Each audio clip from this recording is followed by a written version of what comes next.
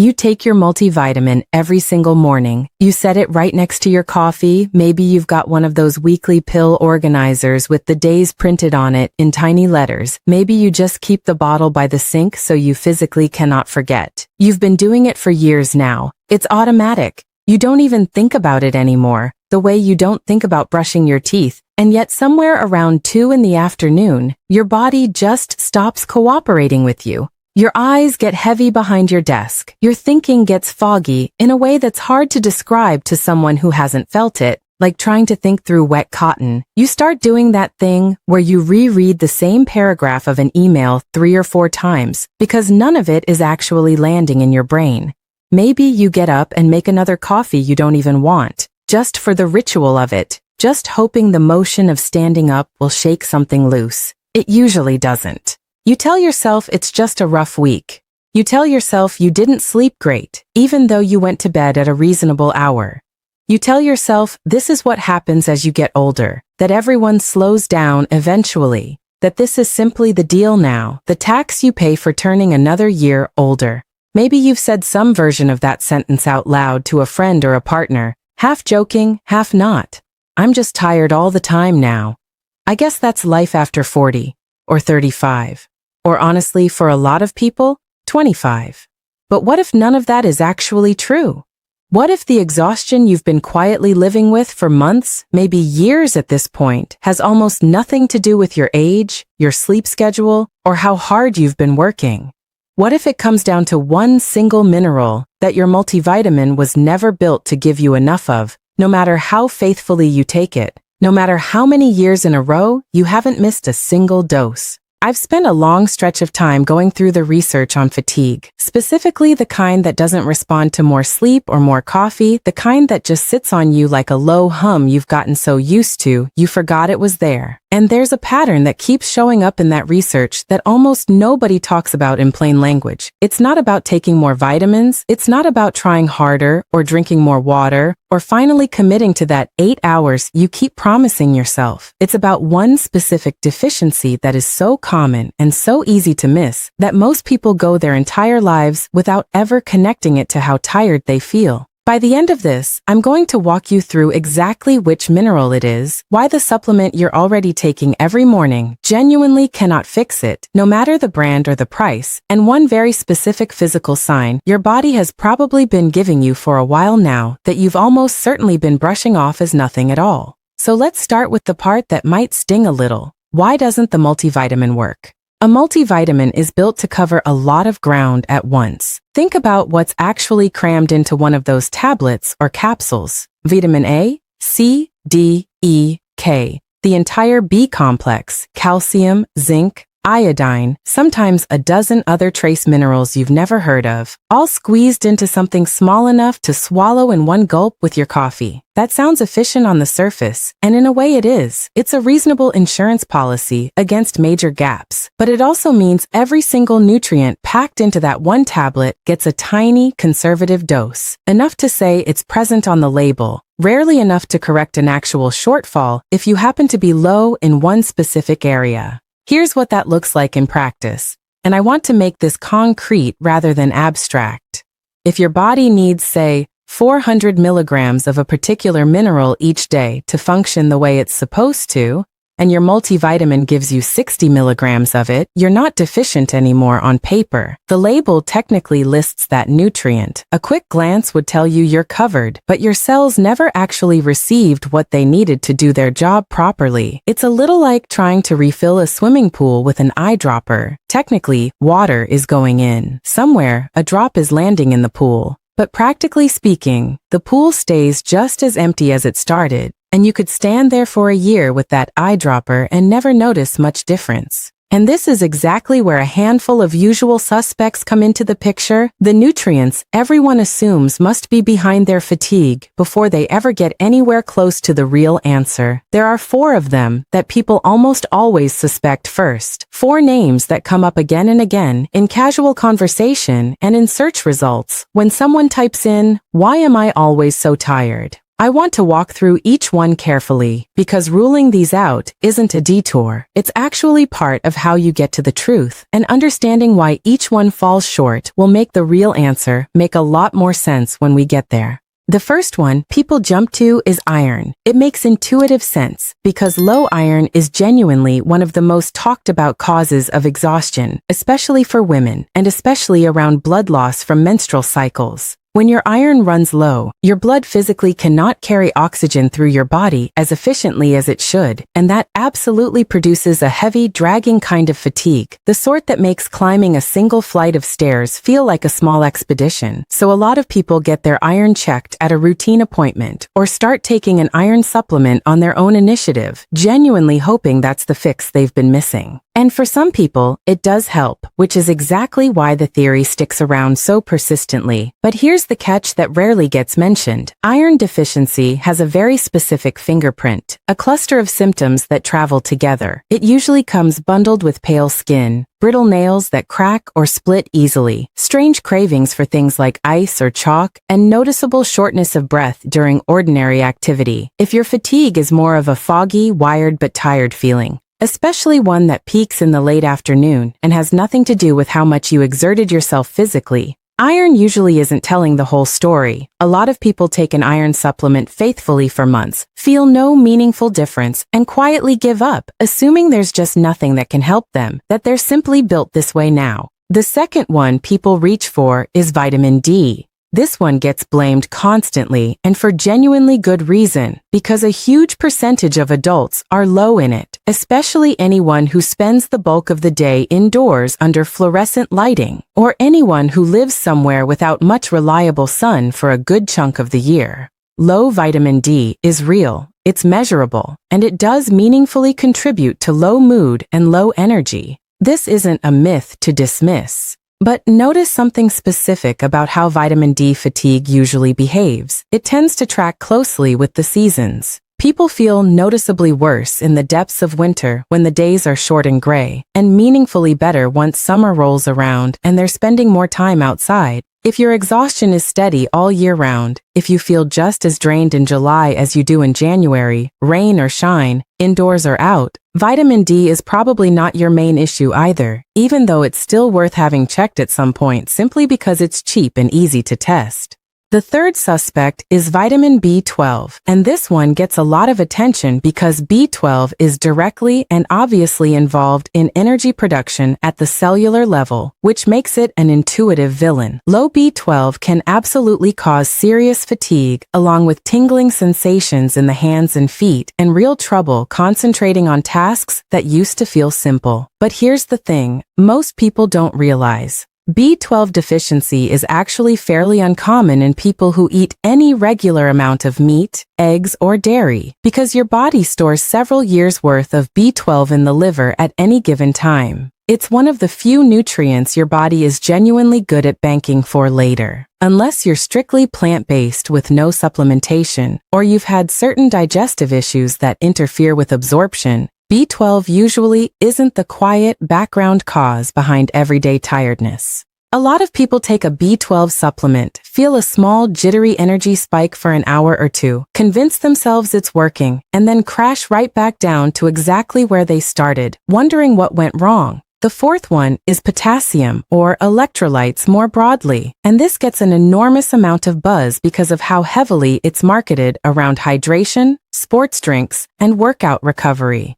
Low potassium can genuinely cause muscle weakness and fatigue. That part is true and worth taking seriously, but it's usually tied to specific, identifiable situations. Heavy sweating from intense exercise or heat exposure, certain medications, particularly diuretics, restrictive diets that cut out entire food groups. For most people sitting at a desk feeling drained by mid-afternoon, with no unusual sweating or medication involved, potassium simply isn't the missing piece either, however good the marketing sounds. So that's 4 common explanations laid out plainly: iron, vitamin D, B12, and potassium. And for most people experiencing that steady, unexplained exhaustion that doesn't seem to have an obvious trigger, none of these 4 fully explains it. People chase each one for a few weeks at a time, Feel a little better out of hope more than actual biology, and then slide right back into feeling depleted, wondering if they're simply broken in some way nobody can identify. If that sounds familiar, if you've read through those 4 and thought, I've tried some version of all of that, you're not imagining things, and you're definitely not broken. You've just been looking in the wrong place this entire time because there's a 5th possibility, one that almost never gets mentioned in the same breath as the other 4, and it might genuinely be the biggest blind spot in how most people think about fatigue at all.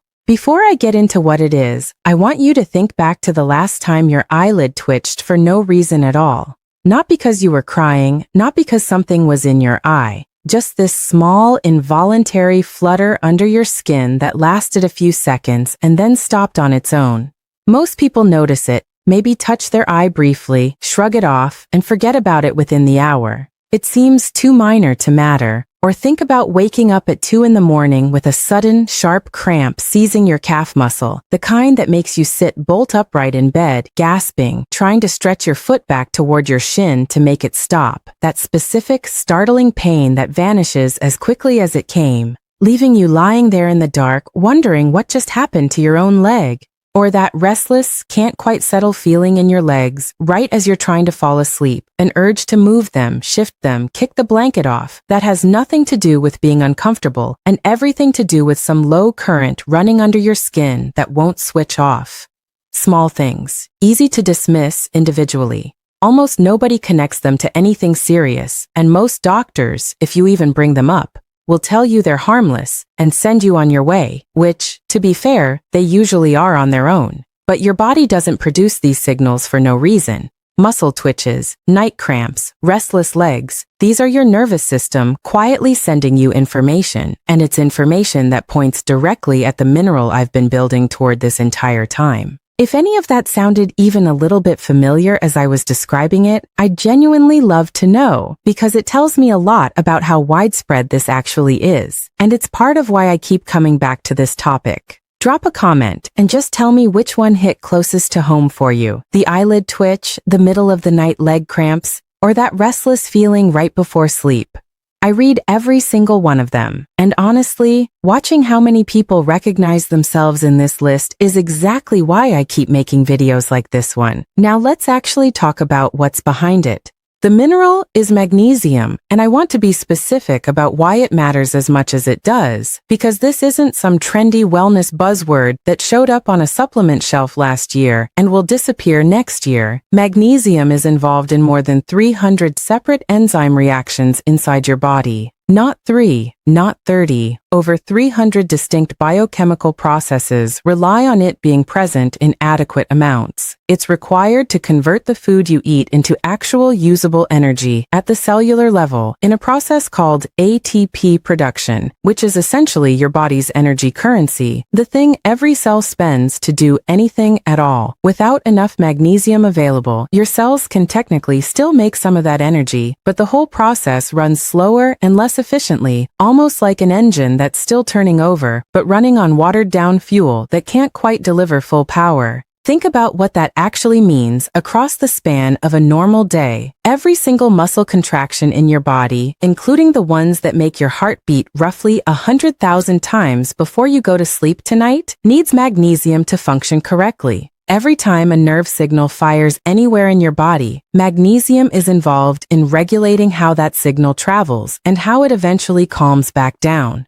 Your ability to relax, to genuinely downshift into deep restorative sleep at night, rather than the shallow, restless kind, depends heavily on magnesium's calming effect on your nervous system. It's one of the only minerals that touches almost every major system at once, which is exactly why a shortage of it doesn't announce itself with one dramatic symptom, the way, say, severe dehydration might. When your magnesium levels run consistently low, you don't necessarily collapse or feel dramatically, obviously sick in a way that sends you to urgent care. You just feel a little worse at everything, all day, every day, in a way that's hard to pin down or describe precisely. Tired but wired, foggy but somehow also restless, wound up and exhausted at the same time, which sounds contradictory until you've actually lived it. That specific combination confuses a lot of people because it doesn't match what they assume a deficiency is supposed to feel like. They picture something more obvious, more dramatic, and when what they're actually experiencing is this quieter, grinding kind of depletion, they never think to connect the dots back to a single mineral. Here's the part that explains, very specifically, why multivitamins miss this so consistently and so badly. Magnesium is what's sometimes called a bulk mineral, meaning your body needs it in fairly large amounts, compared to something like a vitamin, several hundred milligrams a day for most adults, sometimes more depending on your size, your stress levels, and how active you are. A standard multivitamin simply does not have room for that much of any single ingredient, without the pill or capsule becoming genuinely enormous, something the size of a vitamin bottle's worth of chalk you'd choke on trying to swallow.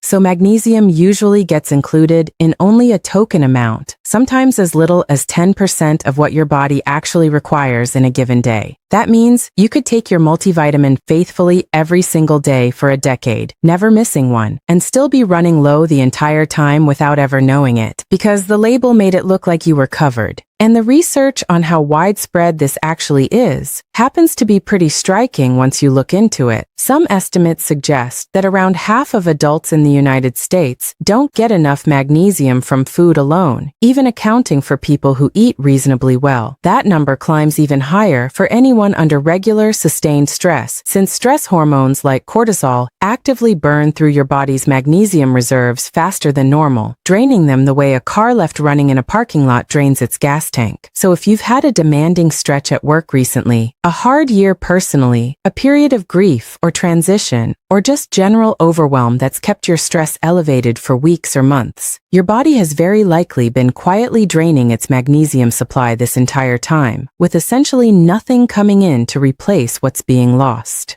So what does actually correcting a real magnesium shortfall feel like once you fix it? People who address a genuine deficiency often describe it less like a sudden burst of energy, the way you might feel after a strong cup of coffee, and more like something finally settling down inside them. The wired, jittery feeling tends to fade first, usually within the first week or two of consistent correction. Sleep gets noticeably deeper and less interrupted, fewer of those 2 a.m. wake-ups, for no clear reason. The muscle cramps and eyelid twitches taper off and eventually stop showing up altogether. And then, gradually, over the following weeks, that background hum of exhaustion starts to lift, not because you got some artificial jolt of stimulation, but because your cells are finally producing energy the way they were biologically designed to all along. Some people describe it as the first time in years they've woken up without needing to talk themselves into getting out of bed, without that internal negotiation every single morning. That's a genuinely different experience from what people describe with the other 4 things we talked about earlier. Iron, vitamin D, B12, and potassium, when they aren't the actual issue, tend to produce either no noticeable change at all, or a small, temporary bump in energy that fades within days and leaves people right back where they started. Magnesium, when it actually is the missing piece, tends to produce something slower and steadier that people consistently describe, using the same phrase, in one form or another, feeling like themselves again, not hyped up, not artificially energized, not buzzing, just normal. Just present, just able to get through a Tuesday afternoon without wanting to put their head down on the desk. So let's talk about what you'd actually do with all of this information. There are 3 practical steps here, and I want to walk through them in order because none of them require you to overhaul your entire life or spend a lot of money to get started. The first thing is paying close attention to your own signs before you do anything else. Go back to that list from earlier. The eyelid twitching, the muscle cramps that wake you up at night, the restless legs that won't settle when you're trying to fall asleep, that wired but exhausted feeling that doesn't match up with how demanding your actual day was. You don't need a lab test to start noticing your own patterns, though if you want more certainty, a simple blood panel from your doctor can check your levels directly, and it's worth asking for specifically rather than assuming it's automatically included in a routine physical. Just know going in that magnesium is mostly stored inside your cells rather than floating freely in your bloodstream, so even a technically normal blood test can sometimes miss a real deficiency because the blood is often one of the last places your body pulls magnesium from before it lets levels drop there. Your symptoms, in a lot of cases, tell you more accurately what's going on than the number on a lab report does. The second thing is looking at food first, because that's the foundation no supplement should ever try to replace, no matter how good it is.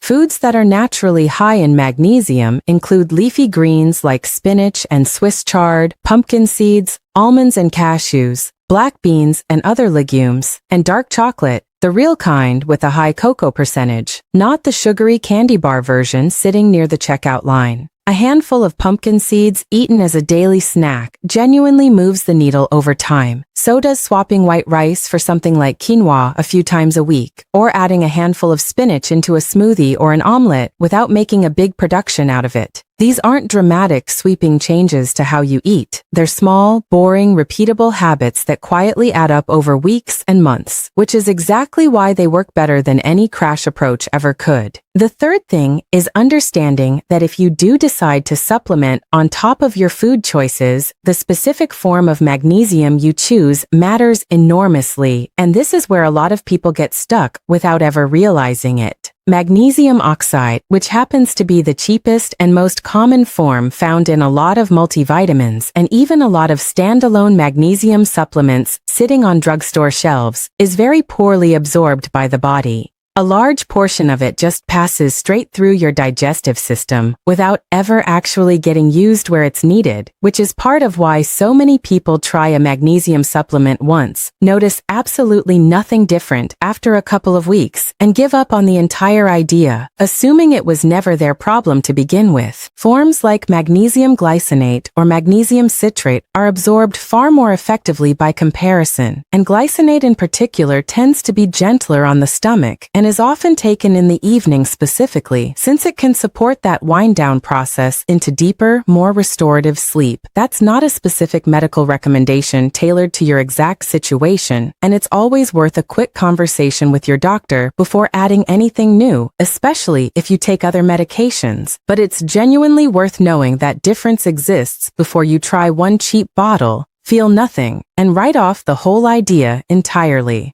I want to be honest with you about something before we wrap this up, because I think it matters more than any of the tips I just gave you. This isn't a magic fix that erases every single kind of tiredness overnight, and I'm not going to stand here and pretend that it is. If your fatigue is tied to something like an underlying thyroid condition, a diagnosed sleep disorder, anemia that goes beyond a simple iron gap, or another underlying health issue entirely that needs its own dedicated attention, and a real conversation with your doctor is genuinely worth having. If this exhaustion has been going on for a long stretch of time without any clear explanation, what I am telling you, based on everything the research actually shows, is that for an enormous number of people quietly living with this exact kind of unexplained, grinding fatigue, the piece that's been missing this entire time wasn't effort. It wasn't a lack of trying or a lack of discipline, or some failure of willpower you've been secretly blaming yourself for late at night. It was one specific, correctable gap that the bottle sitting in your kitchen cabinet, the one you've been so diligent about taking, was simply never designed to close in the first place. You're not lazy. You're not falling apart at the seams. You haven't lost some quiet battle against getting older that everyone else around you is somehow winning while you fall behind. You've just been trying to solve a very specific, very real problem with a tool that was never actually built for that particular job, and now you know exactly what to look for instead, and exactly why it's been slipping past you this whole time. If this was useful to you, or if even one of those signs I described earlier made you pause and think, wait, that's actually me, do me a favor and hit like on this before you go anywhere. It genuinely helps this reach other people out there who are stuck feeling the exact same way you have been, quietly assuming there's simply nothing to be done about it and that this is just their life now. Subscribe if you want more breakdowns like this one, because there's a lot more of this kind of research out there that almost nobody explains clearly or connects back to how people actually feel day to day. And down in the comments, let me know which direction you're going to try first. switching the form of magnesium you're taking, starting with food instead, or just paying closer attention to those small physical signs your body's been sending you this entire time. I read every comment that comes in, and I will see you in the next one.